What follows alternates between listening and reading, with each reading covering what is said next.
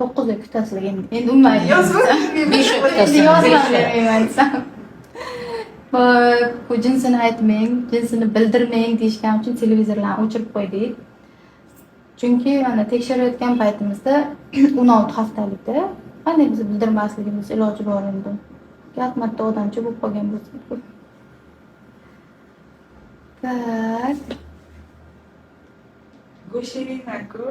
Sizlar Instagram hesabimga ko'rsatuvdim-da.